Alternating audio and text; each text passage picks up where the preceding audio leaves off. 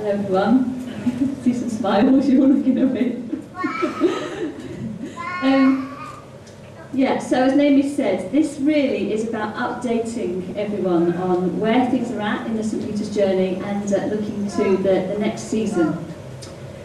You know, last Wednesday I took a walk to St Peter's, which is, and just walked around it. Looked up at it, and after checking that there was no one in hearing vicinity, said to the building, "You're coming back to life." And as I did that, I felt quite stirred as I imagined the very first believers who were involved in designing and building that place to be a place of worship. It's actually got a plaque on the outside of it that says, "A house of prayer for all nations."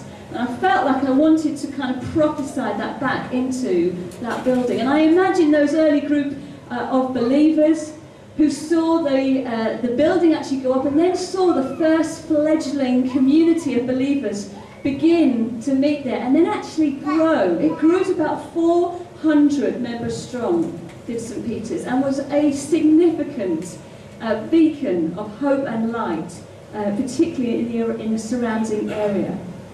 And I just felt a sense that we have this privilege of reigniting the God-designed purpose that this building was always meant for. Now, many of you know that Rich and I spent the first 5 years of our married life living down Storrow Road, not very far away from St Peter's at all. And so it meant that I, every day, twice a day, walked past St Peter's on my way to and from the church offices. And for some reason, I just was always drawn to it and its potential. And I developed a little rhythm. And the rhythm was this: twice a day, I would send a little arrow prayer up to God, same prayer every day for 5 years. And it was, "God, bring this building back to life." And I did that because I knew that at the time there was about 7 people who met in that place on a Sunday. They actually met in the side chapel. And so for most of the week, most of the building was unused. And I don't know whether it was tapping into God's heart or just it would be obvious to any one of us walking past a building like that of, "God, please bring this building back to life for what it was originally designed for." I also knew that since us moving to Storrow Road, the percentage of students living in the Golden Triangle, which is the term of that whole area surrounding St Peter's, if you like the St Peter's parish, the Golden Triangle, the percentage of students in the 5 years that we lived there went from 35% to 75% students. And so I just knew a church like ours with a vibrant student ministry would be a perfect fit within that location. But you know, it was a what if. It was one of those kinds of things that had no actual possibility of happening, but being the kind of person I am, I like to think about the impossible. I used to imagine what it could be like. Then in 2004, the vicar moved on and rumours began to circulate that the building might become redundant. So it didn't take long before Rich and I were scribbling down all kinds of ideas and dreams of what it could look like, how it could be used. And one day, I shared those dreams with the other church leaders in town. And you know, I think everybody there, myself included, knew it was one thing to come up with ideas and dreams and vision. It's kind of easy to do that. But it's quite another thing to turn that into reality. But what I do remember is after sharing those dreams and feeling a little bit vulnerable in doing that, Paul Stevens from Elim, who I was really enjoying working with on a lot of town-wide projects, came up to me at the end after everyone had kind of sort of, you know, finished chatting and people were leaving. And he just said to me with a twinkle in his eye, "Ness, hold on to those dreams, because you never know what might happen." And he said it in such a way that I came back straight away and told Rich about it, because it felt like he knew something that I didn't. It was a very strange feeling. Then in 2005, the Church of England made the fantastic decision to not sell St Peter's commercially. They could have done. Could have got a lot of money. That land could have been built into flats. But instead, they invited other churches in the town to submit proposals of how they might be able to use it. And it was then that Paul approached me and said that Elim were growing and they were actually running out of space for all the ministries that they do in terms of reaching out to the community, and they do some fantastic work. And said that they were thinking about going for St Peter's, but as I think his board of elders had been meeting, he had, I don't know whether it's felt God spoke to him or just felt a stirring of, what would it be like if we could share this with Open Heaven, go into a building share. That is unprecedented in the town of Loughborough. I mean, it's pretty unprecedented across the country. There are a few examples. But he wanted to explore the idea of what it would look like to share that space, which actually really made a lot of sense. You know, we probably use Elim's building more than they do. And they're so gracious and so big-hearted about it, even at times where we haven't left the layout in the way that they really wanted it to be left, or, you know, we've messed up stuff in the kitchen. They've just continued to pour grace on us and just been very, very kingdom-hearted in letting us use that space. So instinctively, I really liked the idea of modelling partnership. For me, that just seemed to fit in terms of the work that God was doing across the whole Church of Loughborough, and I just think it's actually part of the future, is modelling partnerships. So, you know, it struck me, it had never been an ambition of ours to own a building, but really, the reason that we've been able to exist and grow over 15 years had been because other parts of the Church of Loughborough, especially Elim, had let us use their buildings. So, obviously, I knew on a very practical level, if Elim were moving and we could no longer use their space, we would then be having to find space and venue for all the activities that we so readily had used Elim for. There's about 22 different activities, I think, whether it's Beloved, or the Leaders' Weekends, or International Prayer Breakfast, or Half Nights of Prayer. You know, that building has been something that we've used for pretty much majority of our non-Sunday activities. We'd also been lacking a large self-catering venue bigger than Elim to host things like whole church Christmas meals. I think I found a picture of one. Those of you who were around a number of years ago might remember those just fantastic occasions of actually being able to all come together and have a willing team of cooks, who would call being the primary ones, who would put on a Christmas meal for all of us. And, you know, venues that can host kind of bigger events. You know, at the moment we're kind of limited in terms of our Leaders' Weekends, how many people can really come because of the space, Elim's kitchen, and all those kinds of things. More recently, we've been struggling to find adequate space for all our children's work, with plenty of storage. So we've got, I think it's nearly 40 children now. Another 4 or 5 are on the way. I won't give any names. But over the next 5 years, it's entirely feasible that we could have over 100 children, which in turn means more breakout rooms and children's toilets and cupboards to store toys and equipment and all those kinds of things. And with all those children, there's obviously fantastic opportunities to reach loads more families in Loughborough, with things like Messy Church, an idea I've heard of, that we can't really do as yet because it needs a space that we can get messy. So it's an after-school outreach with fun and games of mess and food and an introduction to Jesus. And more recently, there's also been a growing sense that Open Heaven's future must involve more engagement with the local community, a greater level of outworking compassion. That part of our future, I guess as a leadership team, we've written it down in our newsletter, we kind of want to make a statement that says we will be getting our hands much more dirty. Our future must involve more engagement with the poor and the marginalised. Now, we don't know exactly how that's going to happen and what that's going to look like, so we don't want to give a great big detailed plan on that, but it's just an intention, it's a statement, it's our heart. God, we know this is part of our future. Now, obviously, a permanent base, to be able to feed people and connect with people and welcome people and meet felt needs, is just really, really helpful in something like that. We do feel we've kind of started the journey with the launch of Backer, but I guess we know there's more for us. One kind of just small idea, just because it's really very simple, is Elim have got something called the Cookery.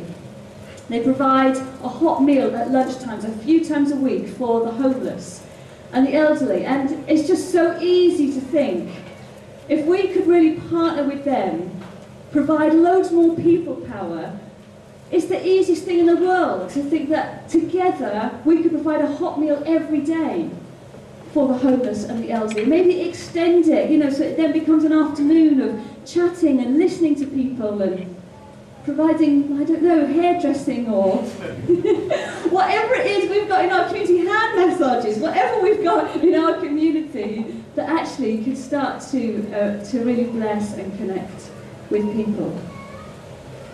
St. Peter's could provide an actual base that helps people find us. It's one of the difficulties with not having a sort of a permanent base, is particularly connecting with people in the community. It's kind of hard to know where to point people and direct them, a place that people could easily find and access all that goes on there.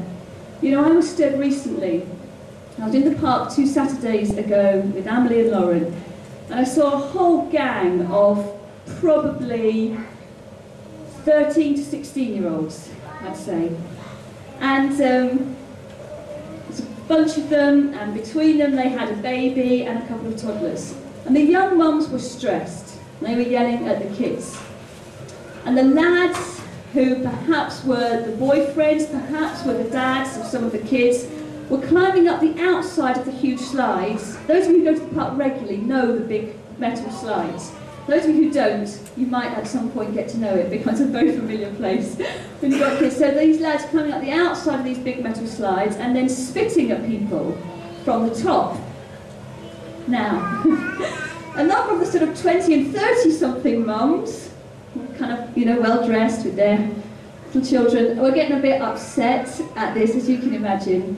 And then a lad at the top spat, and it hit a very well-dressed mum at the bottom, and she lost it, and she went over and had a go at the whole group, and they got a bit kind of aggro back with her, and then she stormed off. And for some reason, I don't really know why, I just felt like I wanted to go over and chat to them, so I did.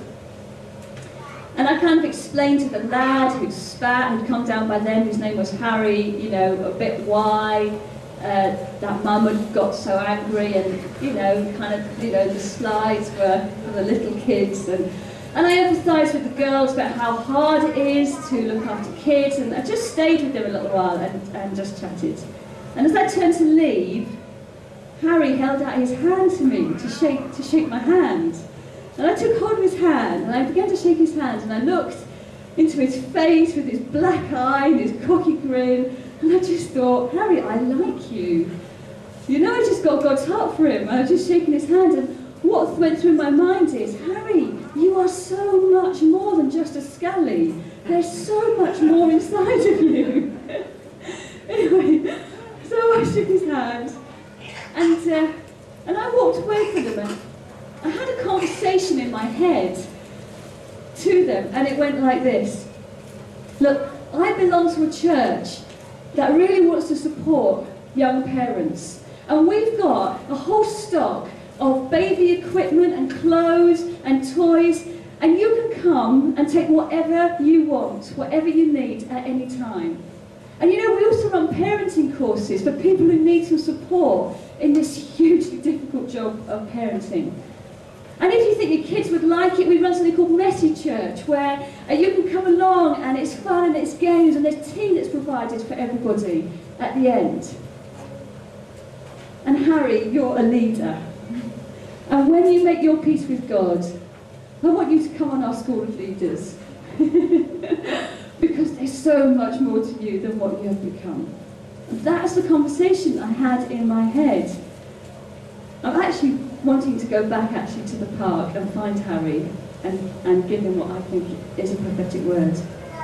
So, you know, we can engage with the community without a permanent building, but it really does help to have somewhere, just a base, somewhere to store the stuff that we can then give away. Somewhere that we can provide hot meals and tea for kids and just a place. It's like a home. It's a home to be able to welcome people into who perhaps have had no real experience of home. People know, you know, we can go to that place and we know that we'll be welcomed. We can go to that place and there'll be people there who'll just sit with us, listen to us, and help us become more than what we have become. Other ideas we could do, that we had a consultation process at the start of the year, and people wrote down all kinds of things like homework club, film night, student advice centre, justice events, dance classes, all kinds of things that we could do. But I guess for me, particularly, I feel this thing that I feel God is saying to us, part of your future must involve compassion and engagement with the poor and the marginalised. For me, it feels like the timing of St. Peter's fits with what God is saying. I know it's not just to us as a leadership team. I think actually it's something that God is saying right across this church community. Anyway, I digress. So let's go back, okay? So Paul's offer of a building share, it seems too unique an opportunity to pass by. And I came across this quote that really grabbed me in terms of the choice, I suppose, that we face. You know, we could not go with this and walk away, or we could go with what I think is something so unique. The partnership with Elim is so unique. And this quote that I read, the opportunity of a lifetime must be grasped in the lifetime of the opportunity. We intend our future generations to say thank you, not if only when remembering the past. You know, I'd hate it if future generations of students who are living round St. Peter's get wind of, well, you know, there was a chance that Open Heaven could have partnered with Elim and this place could have become a throbbing place of life where students were welcome, just come in and use Wi-Fi and have a cup of coffee and use all the resources they have, but we didn't go for it. Or other, you know, families and those who need it. It would be gutting if people looked back and it was a if only rather than a thank you. So we put a joint proposal in, and in December '07 we heard that the Church of England, God bless them, had chosen us to get St. Peter's. And you know, part of the reason we found out later was because they really liked the kingdom partnership aspect of our proposal. That is actually what did it. We didn't actually offer the most money, but it was the partnership aspect that did it. In April '08, we put in planning permission to get 2 floors put in and the entrance moved to the front. And these were the conditions we felt had to be met before the purchase could go ahead. So then we waited and waited for the whole planning permission thing, and that actually took us almost a year. It's good to, you know, just practice grace and patience, but it was a bit painful. But actually during that time, a number of significant events that confirmed that God really was in this St. Peter's thing. Firstly, Rich and I had a visit from a couple connected to Open Heaven who we thought was just a purely social visit. So we made cups of tea and went to the lounge and we're sitting on our sofa, chatting away, sipping our cups of tea.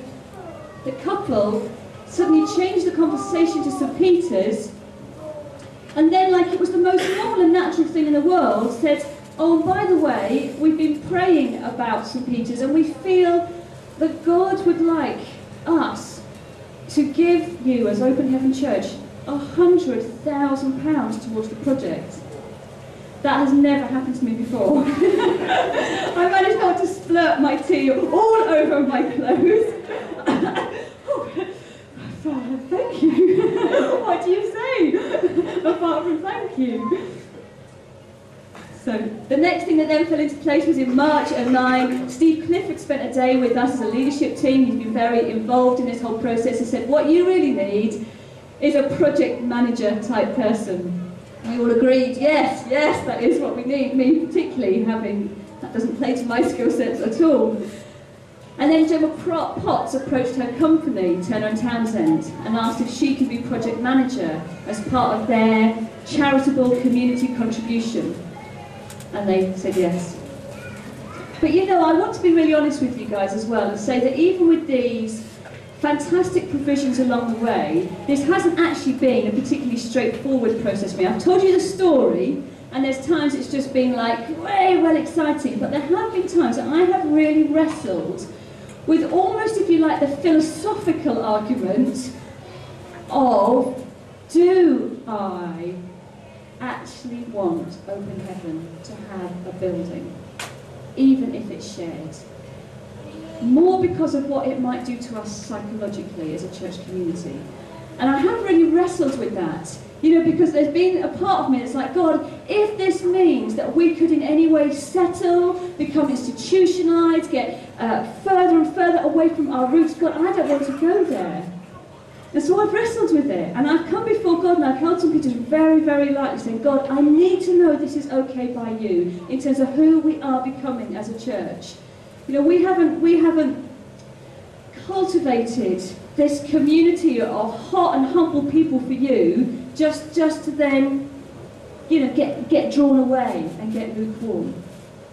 So I felt God, I kind of came to God often and wrestled, and I felt God really helped me with my thinking on 3 levels.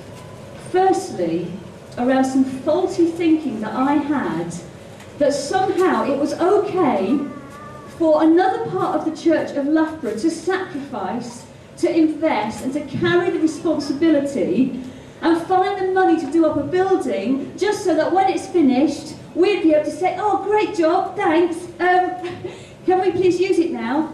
As much, if not more, than you are.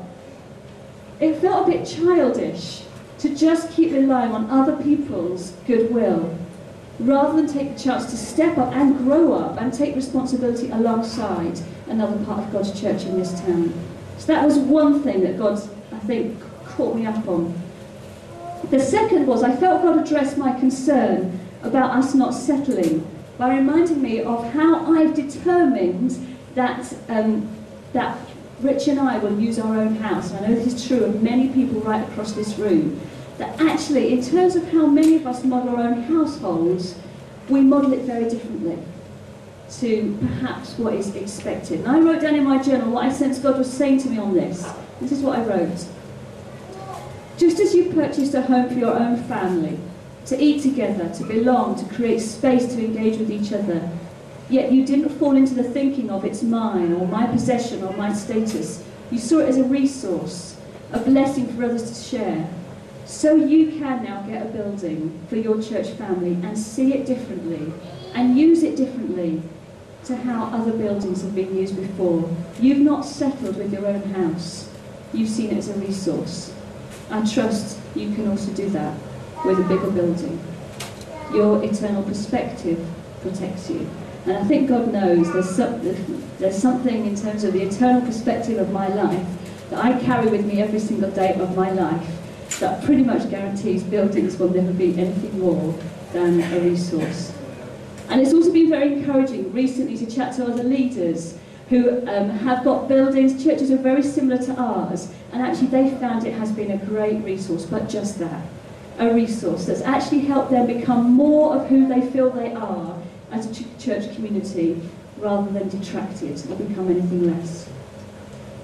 And thirdly, this one surprised me, I felt God show me that actually if we don't go down this route, he misses out on an opportunity to do some miracles in our community.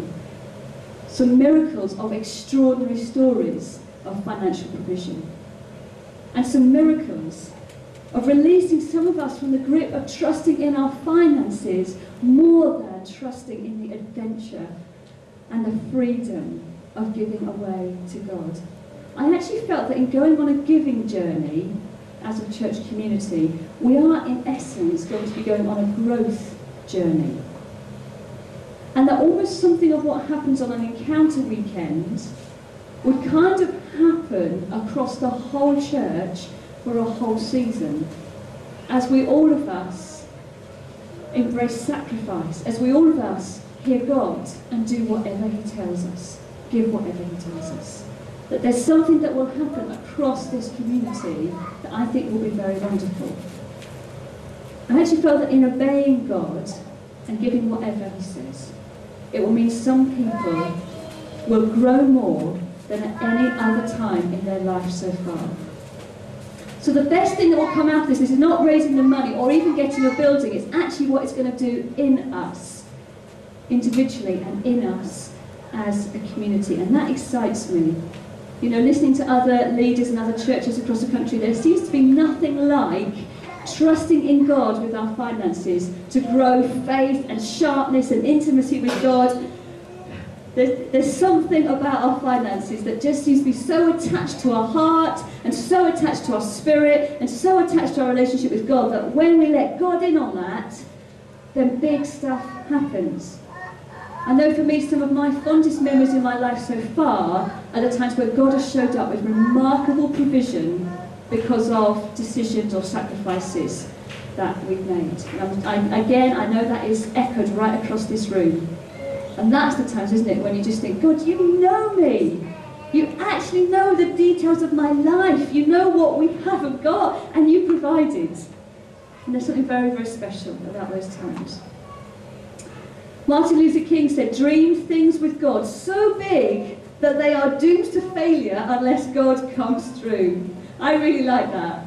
I think, come on, church, let's dream things so big that it's crazy, it's absolutely and utterly doomed to failure unless God comes through.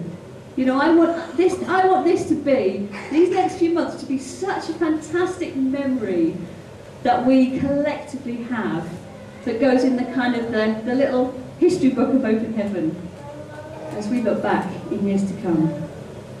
Obviously, in deciding to partner with Elim and partner financially, it means that we're not just letting them do it all. It actually means we get equal say in the redesign of the building, which is brilliant. And that's already meant one of our suggestions as Open Heaven to have a permanent 24/7 prayer room is going to happen. And do you know, for me, I would pay £1,000 just for that. To have a place is actually the boiler room, which is, you know, that it is the boiler room. It was the place where the boiler was, and now the boiler room is going to be a 24/7 prayer room. It's got its own entrance, and I just, you know, I can't even begin to imagine what will happen around that place and across the whole Church of Loughborough as that becomes a permanent place, covering Loughborough in prayer every hour of every day, of every week, of every month, of every year, and something that easily right across the Church of Loughborough we can cover all the hours. For different ones of us, it may be that our own time with God, whether it's a once a day or once a week thing, is always in that place. That becomes holy ground, a special place where we encounter God. I just love the thought of St. Peter's being able to create that space for the first town-wide 24/7 prayer room. So at this point I want to hand over to Jez, who is coordinating the process from Open Heaven's point of view, so he can go through some more of the detail with us and the costing with us. Right, thanks Ness. It's good. So I'm going to share a little bit more about the financial sort of journey ahead of us, but just before I do that, I want to paint a little bit more of a picture of what we're actually doing in terms of St. Peter's, and I know Ness has touched on some of those things, but there's a couple of images that will hopefully just paint a little bit more of a picture of what we're planning on doing with the building. So we're going to put 2 floors in, and the picture is another church down south that has been renovated and done up, and actually has some similarities with maybe what St. Peter's could look like for us.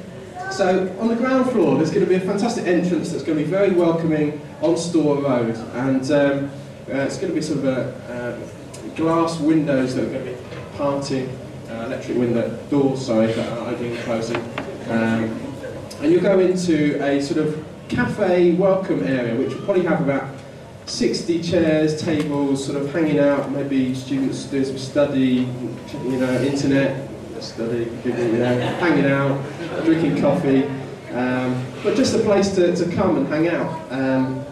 Next to that, where the old sort of chapel used to be, is going to be a fantastic catering facility that will allow us to cater for all sorts of events, small, just a cafeteria type style, but also large weddings perhaps, and different events, which would be fantastic.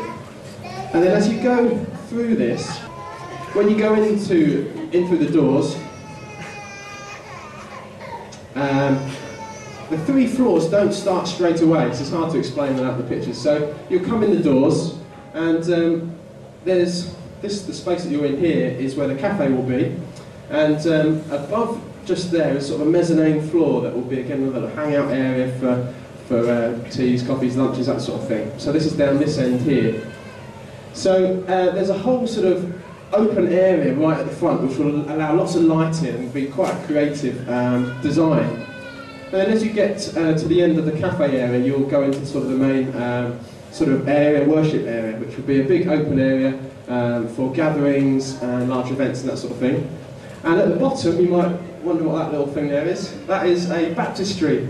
How cool is that? Which is going to be right in the middle, which will be boarded over. And then at certain times when we do baptisms and that, we can whip it out and we can all get around right in the centre and we can baptise people. I think that's fantastic. So that's part of the design as well. And then, so we've got two other floors. The second floor, the first floor, sorry, above the ground floor, will be just an open space for all sorts of activities and projects. And the idea to start with is to have all sorts of different partitioning that we can try different layouts with. And this is one of the things we've learned from Trent Vineyard, who've gone down this sort of journey. So rather than putting fixed walls in straight away, we're going to use partitions for a while so that we can have a feel of what spaces work well, and then down the line look to make them look more permanent. So we'll be able to do all sorts of children's stuff, worship events, little training, all sorts of stuff on that. And then on the top floor will be more sort of office space, but there'll also again be smaller rooms for meeting up, sort of discipleship stuff, counselling, little training events, all that sort of stuff. So just fantastic space for us to create all sorts of new ideas and outwork and develop what we're already doing. Okay, so and Les talked about the prayer room as well, which will be on the side, which is very exciting as well. So in terms of the financial challenge ahead of us, at the moment the project is looking at around £1.5 million. That may come down with some extra surveys that are due in the next sort of weeks, but we're looking around that plus VAT. And the amazing thing is that partnering with Elim, they have been so gracious and generous to us that they have never once demanded a certain contribution from us. Although we're sharing everything with them 50%, we're not having to meet them 50% with finances. But actually what that does in me, and I think hopefully in us, is there's a sense of, well, I want to step up and I really want to count the cost, and I want us to really go for trying to meet them 50-50 with finances. So what will that look like? Well, the encouraging news is that we have already £337,000 that we are able to contribute to the project, and there's a little table here where that's come from. So Les talked about the gift earlier, which we're able to claim gift aid on, which is fantastic. We look to sell the Ashby Road offices, which is a shame, but you know, the office space in St Peters will really provide for us there. So that would be approximately £100,000. And over the last 3 years, we've been quite intentional as a church to save some money for what we felt was going to need some financial investment. So we're going to be able to contribute around £87,000. And then grants and trusts. Caroline Harmon is doing a fantastic job with Faith and Sarah Coombs in starting the process of writing applications and grants. So that's a little bit harder to guarantee, but we're really hoping that we could get maybe something around £25,000, which in the bigger scheme isn't a lot, but it does make a difference. So hopefully that gives you an idea of where, what already really we can commit to. So if we take the sort of figure of 1.6 million, if we're able to, if we stretch and go for something like half of that, which is around 800,000, you can see sort of the difference that needs making up, which really comes from us guys. And the way we're wanting to do that is is really having a giving adventure, which we're looking at doing over 3 years. Because we're aware, I think, you know, a lot of people will want to give to this, but actually the reality is, a lot of us haven't got lots of money in the bank that we can just go, great, here you go. Actually, you know, we haven't got that. So what we're looking at doing is 2 things. One is gift days. So twice in a year we're going to have regular gift days where people can give any lump sums of money that they have to the project.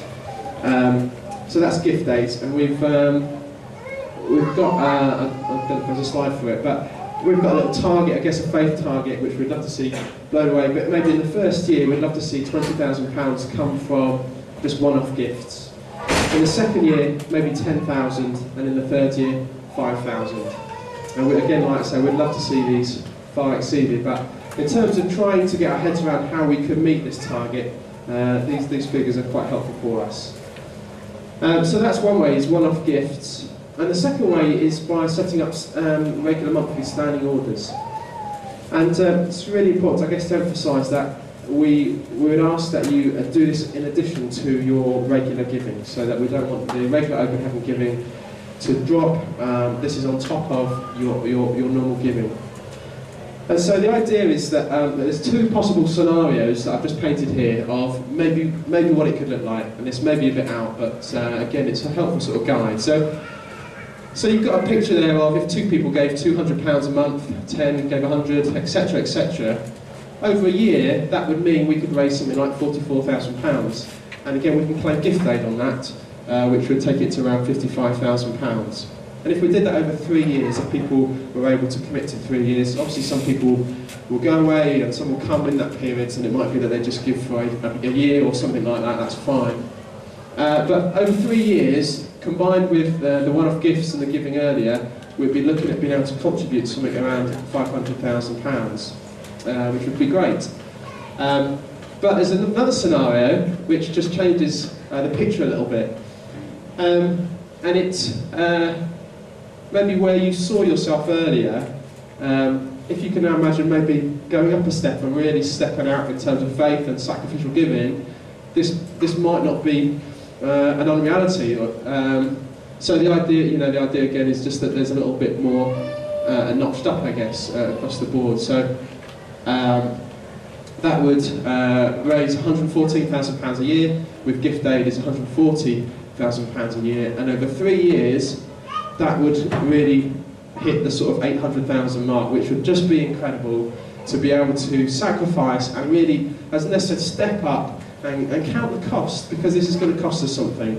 And you know, this is something for us to wrestle with God and to go away in prayer, and over the coming weeks and months really spend some time thinking about our own contribution and commitment to this. So hopefully that paints a little picture of where we're going.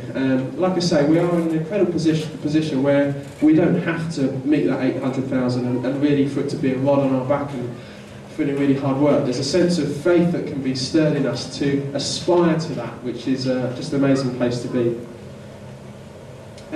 Just want to say in terms of the giving as well, is that this is about us all playing our part and sharing an equal cost, even though what we give will be very different. So it's not equal amounts, but it is equal cost. So I would encourage you as you think a little bit more about this to what's appropriate for you. And if you're a student, you might be able to give £10 a month. That'd be fantastic. But this is a whole journey for us to go on in terms of our giving. And we've also said as a leadership team we want to give away 10% of whatever's given to us to other projects, either locally or internationally, that are helping the poor, marginalised. Just again, we feel that's something we want to do. We want to model that and give away what's been given to us as well. So hopefully that's helpful. There's just some pictures up there as well if you're interested in some of the design drawings. So do mill around and have a look at those afterwards. Just to let you know, the little ones will probably be making their way back in the next few minutes because they go a bit stir crazy. This is kind of like feeding time, stroke, needing the sleep time. So it's going to get a bit chaotic over the next few minutes as the little ones come back in. But just to let you know, the next steps are, so we're going to be talking a little bit more about the vision and this giving adventure the next 2 Sundays. Then we thought it was very important that we've then got a chance, which we're calling discussion forums, for everyone to have a space and a place to talk and wrestle, ask questions, share concerns, share perspectives. And they are 24th September, 28th September, 6th of October, all 8 o'clock at Beacon Road. And that, I just, you know, we've had years now of thinking about St Peter's, and, you know, when the first figures kind of came back, it took us a bit, oh my goodness, and, you know, we've kind of got our heads around it now. And with all these things, often leadership kind of can make the mistake of thinking, right, well, everyone's just going to hear one talk and then everyone's going to be there, obviously. They're all going to have their heads around it, and that's not reality. So we want to create the space for you guys to dialogue it through and get your heads around it as well. And then Naomi and Sal are going to be handing around our faith targets, which I don't want you to put your names on these things, because I don't want you to be held by them. And I also don't want you to fill them out now. I don't want you to fill them out today. I want you to fill them out over the next few weeks. We've got a deadline that's at the bottom of it, which is the 4th of October. The reason for that is because on the 6th of October, 2 days later, we have got a meeting with Elim HQ to talk about our business plan, because they may lend us any shortfall. So we as Open Heaven need to basically come up with a figure of what we think realistically, with faith but realism, of what we could contribute to the pot. Now, as a leadership team, I have to let you know, we have got a figure in mind. But we need to really know if we're on track. You know, we might just be wildly over-optimistic. So we have got a figure in mind, but we need to know we're on track. And the way to do that is for, over the next few weeks, you guys to just think and pray about a faith target for you personally, and then what you think as a whole community we might be able to raise. That would really, really help us get a realistic feel. Yes, Rob? 4th of October. Oh, for 3 years. Yeah, so thinking for over 3 years what you might be able to give and what us as a community. Just a practical thing, if you are part of a couple, then make sure you just submit one form.